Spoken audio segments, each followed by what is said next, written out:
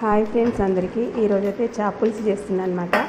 ఇంకా చేప పులుసు అయితే బాగా మరుగుతుంది, జలుబు చేసిందనమాట. మంచిగా కారంగా పుల్లంగా ఘాటుగా చేపల పులుసు చిక్కగా పెడదామనేసి మంచిగా ఉడకబెడుతున్నా. ఇంక ఇది వచ్చేసి దగ్గరికి రావాలన్నమాట. వచ్చినాక చేప ముక్కలు వేస్తే బాగుంటుంది.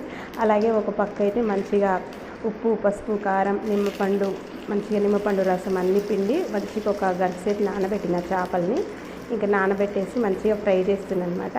పసుపు వేయడం వల్ల మంచి కలర్ వచ్చినాయి అనమాట. మంచిగా నానబెట్టేసి అయితే మంచిగా డీప్ ఫ్రై అయితే చేస్తున్నా. ఇవి కూడా సూపర్గా ఉంటాయి ఫ్రెండ్స్. ఇవి మంచిగా ప్లేట్లో పెట్టుకొని తినొచ్చు, మన రైస్లో పులుసులో మనం సైడ్ డిష్గా కూడా తినొచ్చు అనమాట. చాలా అంటే చాలా బాగుంటాయి.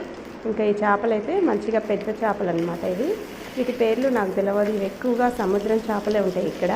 ఇంకా నాకైతే ఇక మా ఊరు సైడు ఉంటాయి కదండి, చెరువు చేపలు అయితే బాగా తెలుస్తుంది అనమాట. కానీ ఇక సముద్రం చేపలు అయితే వాటి పేర్లు నాకు గుర్తుకుండవు అనమాట. ఇంకా చేపల పులుసు అయితే మంచిగా చిక్కగా వచ్చిందనమాట.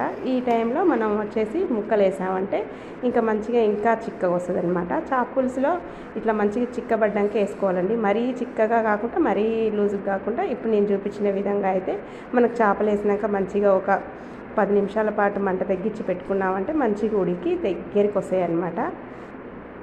పులుసు అనేది మంచిగా ఉంటుంది, టేస్ట్ కూడా. దీంట్లో కొంచెం జీలకర్ర మెంతుల పొడి కూడా వేసిన.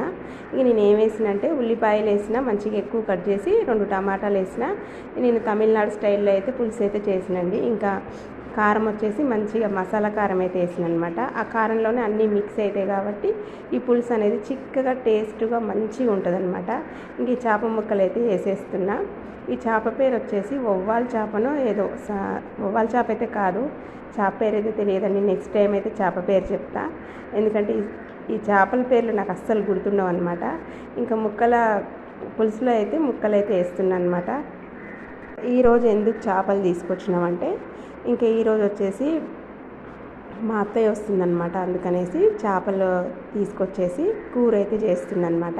చేపల పులుసులో కొంచెం ఆయిల్ ఎక్కువనే వేయాలండి, టేస్ట్ మంచిగా ఉంటుంది, నీసు వాసన రాదనమాట.